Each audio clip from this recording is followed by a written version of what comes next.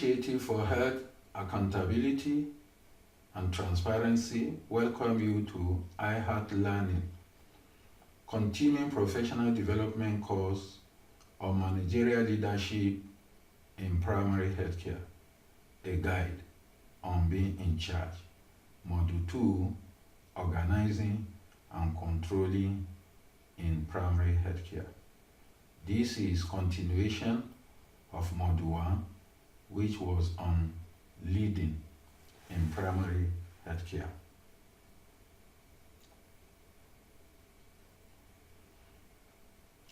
The outline of this module includes the learning objectives, introduction, organizing primary healthcare team, controlling and assessing primary healthcare team, and conclusion.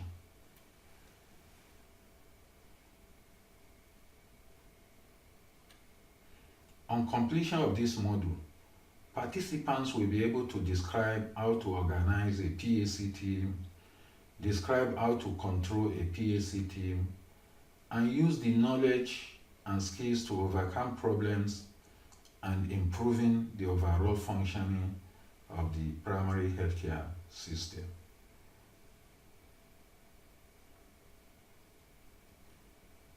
Health work requires management teams at all levels, and teams require leaders or managers with appropriate know-how, skills and competencies in leading, in organizing, and controlling functions, among others, to achieve said health goals.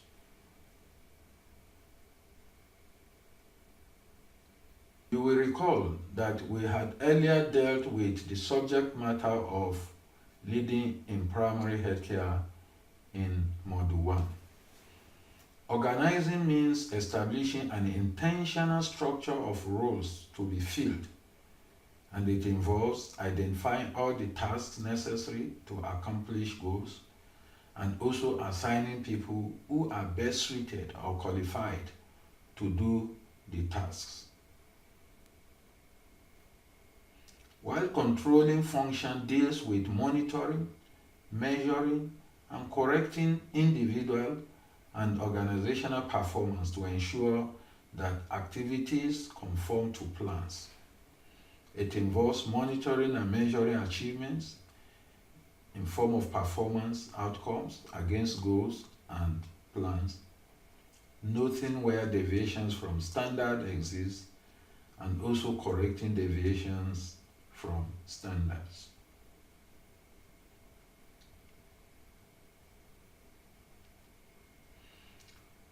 Organizing primary healthcare team activities requires ability to design job descriptions and use them in managing a team, coordinate activities of the team, communicate effectively with the team, prepare and conduct meetings, and also manage in-service training system at all levels.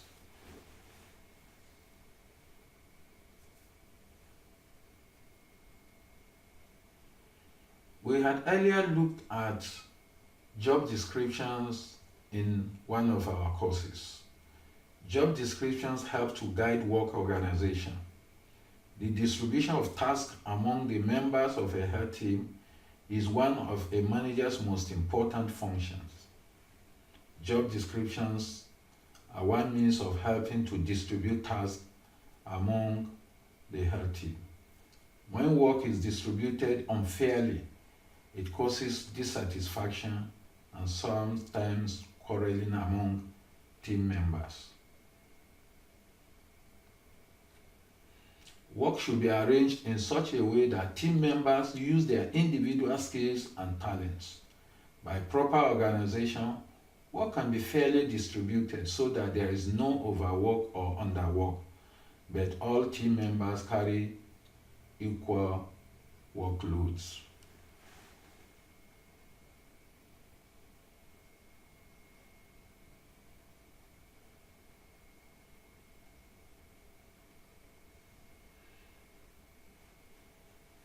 Job description is an important management tool for organizing teams in general.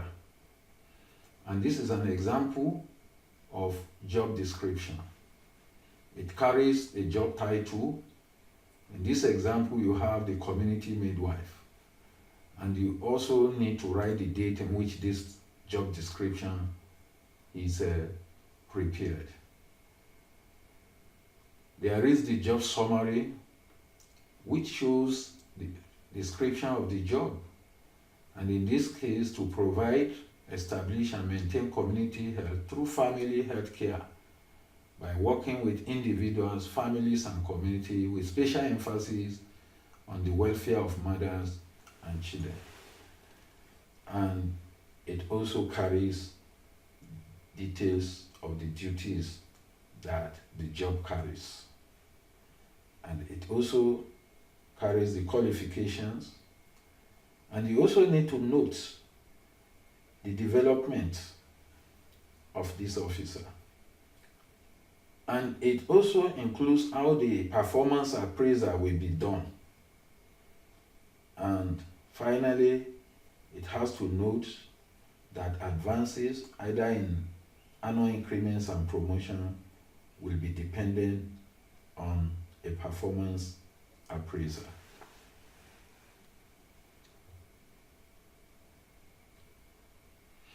Apart from job descriptions, organizing requires use of norms and standards. There must be set norms and standards of work, of performance, and of productivity at every management level for comparing achievements with targets. A job description is an instrument of organization which states everything a health worker is expected to do. However, a job description does not say how much a health worker must do or how well. It is the norms and standards that describe this.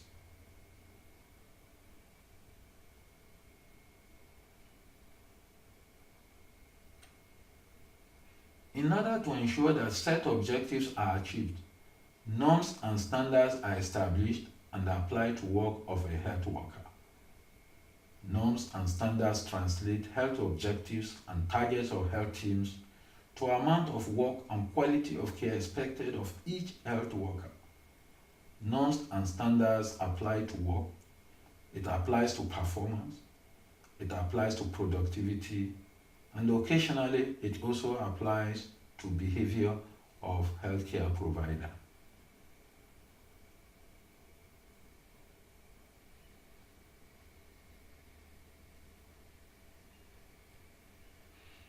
The health manager uses norms of work, of performance, and of productivity to compare achievements with targets, health worker with health worker, to compare health center with health center, to compare ward or LGA with ward and LGA as regards their contributions to the achievements of objectives and targets. At health planning, objectives and targets are set, and planners generally have in mind certain norms of work and of performance and productivity to ensure that the objectives and targets are realistic.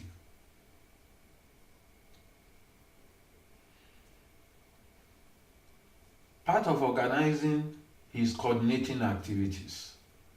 Coordinating activities or group of activities is to bring them into proper relation with each other. Coordination ensures that everything that needs to be done is done and that no two people are trying to do the same job.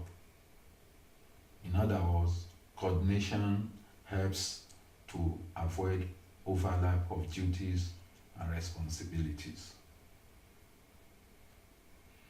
Coordination is the means of distributing authority, providing channels of communication, arranging the work so that the right things are done in the right place, at the right time, in the right way, and by the right people.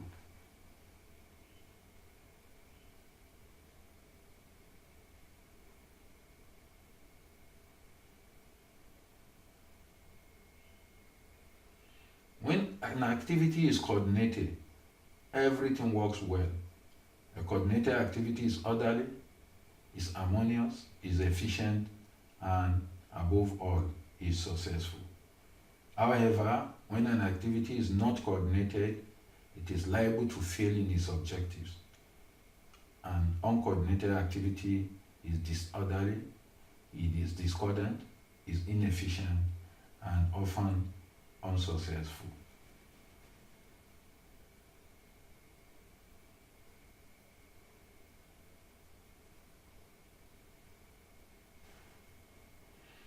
Coordination helps work to progress smoothly.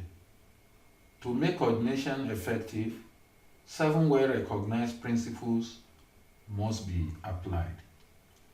We have objective.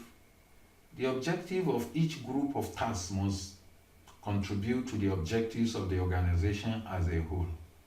There must be no discordance between the objectives of a unit and that of an organization. The next is definition. Each group of tasks must be clearly defined so that everyone knows exactly what the tasks are. And thirdly is the command. Each group of tasks must have one person in charge, and all concerned must know who is this person. There should be just one command.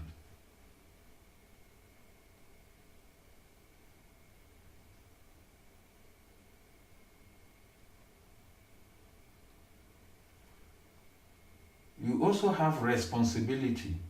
The person in charge of a team is responsible for the performance of its members, and this must be made very, very clear to whoever is the team leader. And there is authority. Each person responsible for a group of tasks must have authority equal to that of responsibility. You must not give responsibility without authority. There should be a span of control. No person in charge of a group of tasks should be expected to control more than 6 to 10 other people. And finally, there must be balance. The person in charge of several groups must see that the groups balance. For instance, case finding must not be so extensive that more cases of a disease are found than that can be treated.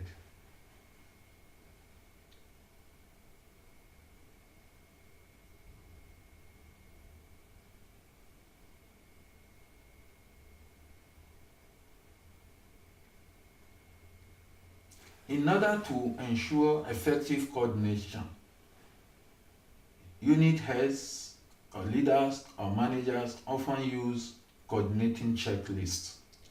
PAC leaders or managers responsible for any action will find it useful to apply the checklist.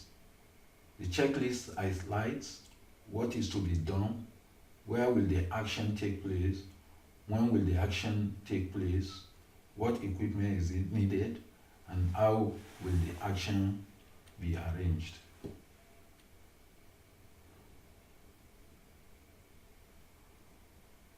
When coordinating people, the checklist must be clear about which members of the head team will take part, who outside the head team will take part in the activity or action, who will do what, that is, the people that will be involved, and who will lead. This has to be very, very clear.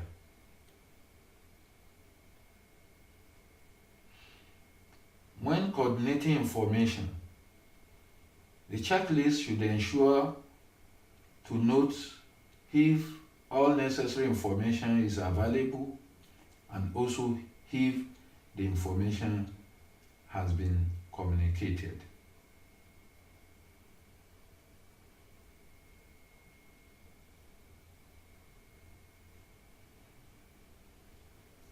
Beyond coordination is an important function of communication. Communication is a very fundamental management practice. Successful teamwork depends upon good relations among team members and good communication is of great value. Communication has two elements, sending and receiving. When the message that is sent is not received, communication has not taken place. Therefore, the team leader should always use some means of checking that the intended effect of communication has taken place.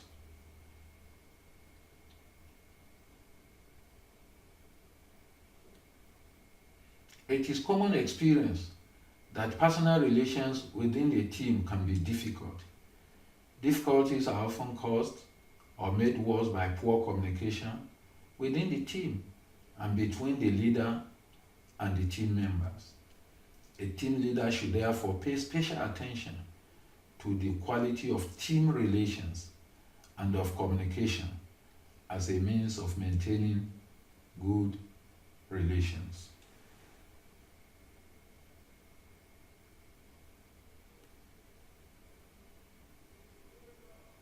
All team members should be free to express and explain their views and should be encouraged to do so. The message or communication, whether oral or written, should be expressed clearly and in language and terms that can be understood by all concerned.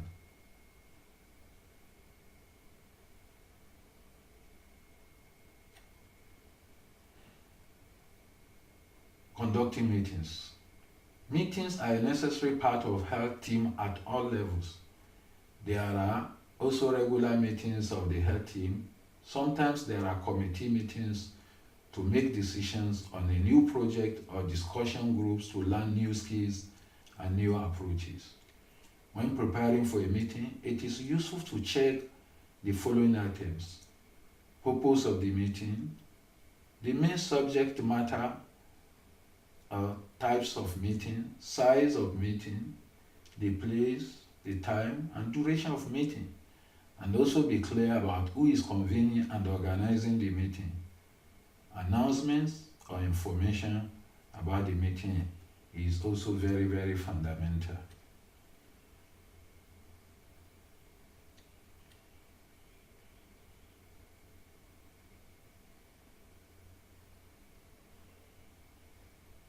Good communication is key to success of any meeting. A good meeting is equally a successful communication.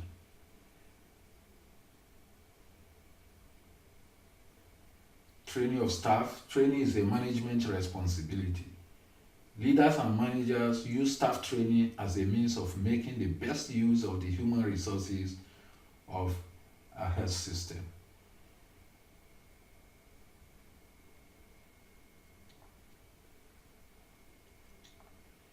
The quality of healthcare and its equitable distribution in the population depends greatly upon the staff employed by the health service, who may be trained health workers or other workers in a sector or members of the public who play different roles in health services. The team manager or leader wants to have the best possible team of health workers skilled at their work. Training is used to make sure that each member of the team knows and can play her or his part in order to achieve the goals of the health system, both as an individual and in coordination with the other members of the health team. Training is used to maintain and improve the competence of the health team to allow the members perform optimally.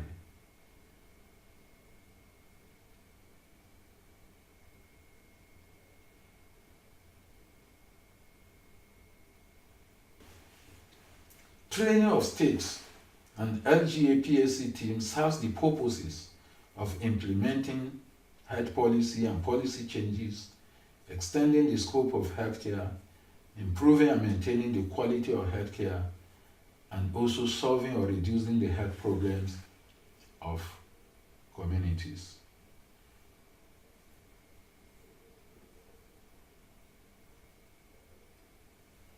Training enables members of health team maintain a positive attitude towards their work. Training also enables members of the health team know what they must achieve and have the abilities to achieve them.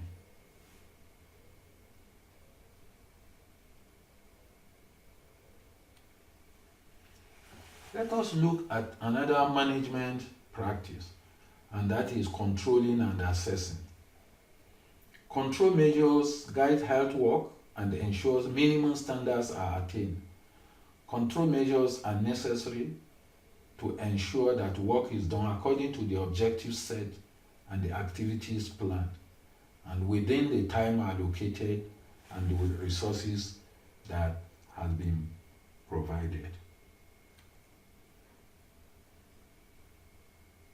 Control measures are also necessary to enable leaders and managers to recognize deficiencies in health workers' abilities, knowledge, and understanding, and also to arrange for appropriate training.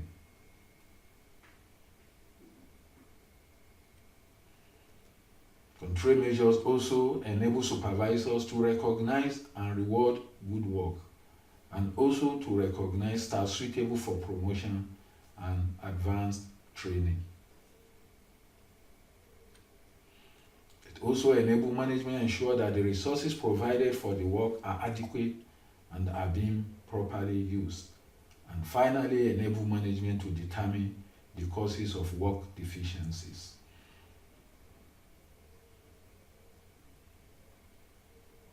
Good control should be timely,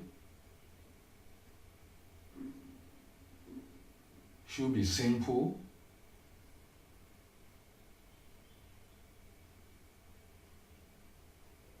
should be minimal, and should be flexible. Flexibility means that controls that are too rigid may be self-defeating. Staff will try to evade them.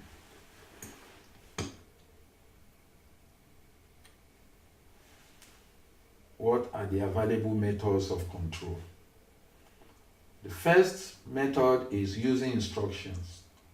Common instructions include job descriptions, objectives, and targets that must be well communicated and must be placed in strategic positions for those concerned to be able to acquaint themselves and continually remind themselves.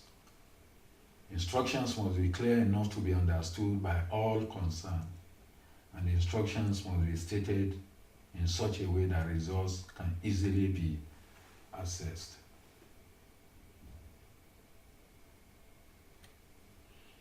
Another method is using work schedules. A work schedule shows what a worker or team of workers is to do, the day and time when it is to be done. They let the team leader know what the team is doing on a particular day or at a particular time, and also enable individual health workers to make the best use of their time.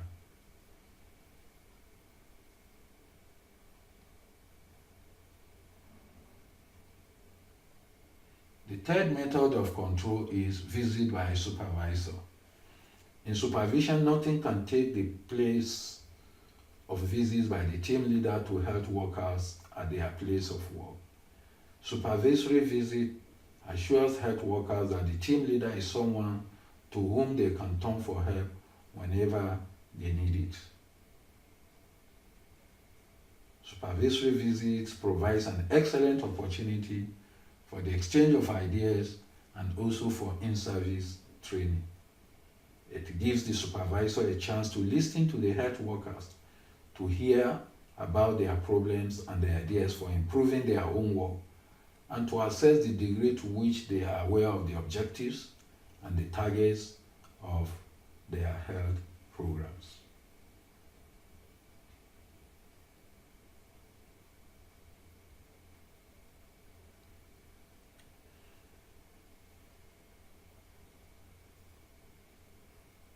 During supervisory visits, health workers should be asked what program objectives they are working towards and what targets they are aiming at. There should be a checklist of what to look for during supervision.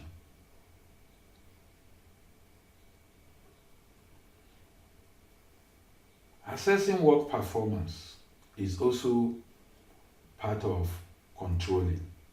Assessment is done by the team leader to determine the progress made towards achieving work targets. It must be based on clear statements of objectives and targets that may have been laid down in job descriptions, or they may be specified instructions during training or on the job orientation.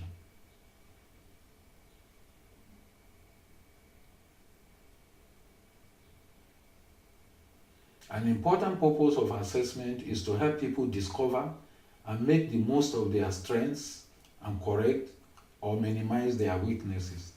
The immediate supervisor who sees the health worker most often is the best person to make the performance assessment.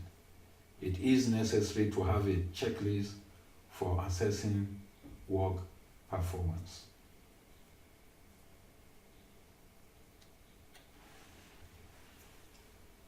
Records and reports. The use of records and reports for controlling cannot be overemphasized. Records consist of the information kept in the health unit about the work of the unit, health conditions in the community, and individual patients, as well as information on administrative matters such as staff, equipment, and supplies. Records are usually written information kept in notebooks or files. They may also be kept on tapes or be computerized.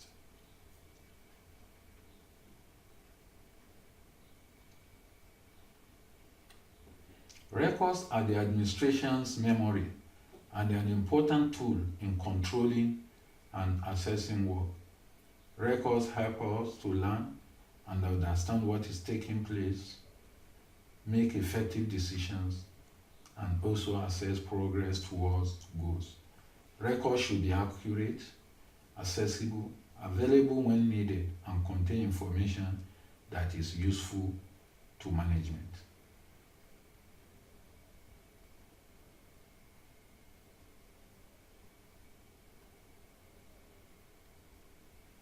It is important to ensure that the health center staff understand the reasons for collecting the information or statistics they have been asked for, and that they are also aware of the uses to which data will be put. Supervisors should discuss with the staff the means of collecting data, the possibly better ways of using them in the work of health center or in the community.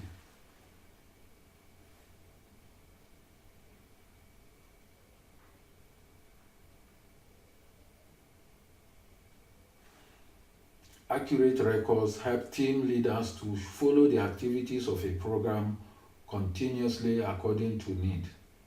Forms help the health staff record the information required, make it easier to standardize the information collected, and save time for all concerned.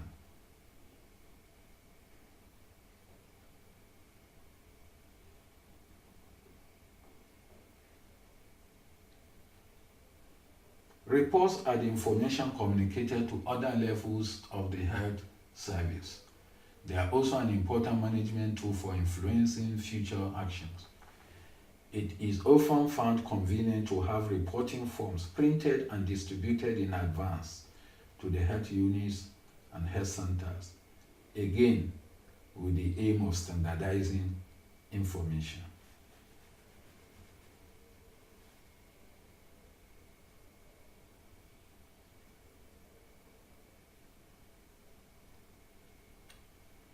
Health staff must be trained to prepare their reports according to the instructions given by the health services. Those who make written reports should keep copies of them. Let us take online assignment. In what ways does poor organization, coordinating and controlling practices affect primary healthcare delivery? You can do online submission to be marked CPD PSC assignment of not more than 500 words to iheartnigeria@gmail.com.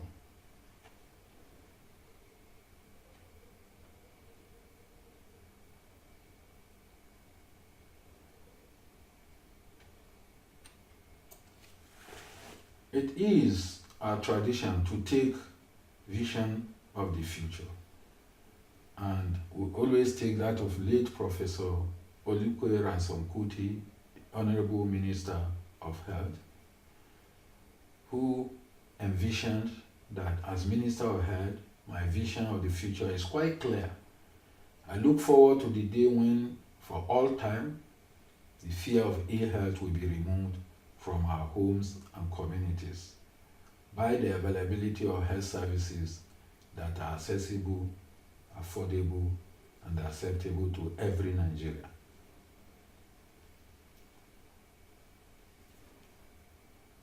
I believe that comprehensive PSC is the most powerful strategy to achieve this happy state for our people. I also believe that we have made some real progress in putting the PSC system in place in Nigeria, and this was in 1992. Let us reflect on the relevance of this vision today. How much progress have we made?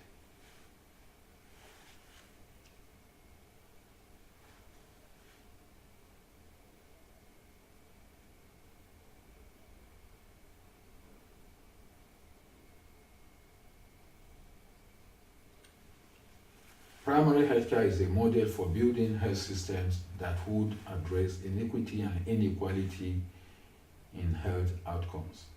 Putting primary healthcare back on the national agenda is a task that must be done. Our dream for a strong health system and better health outcomes will remain a dream unless we work for it. Working for it and achieving a strong health system and better health outcomes will require strong leadership, effective management, and transparent governance.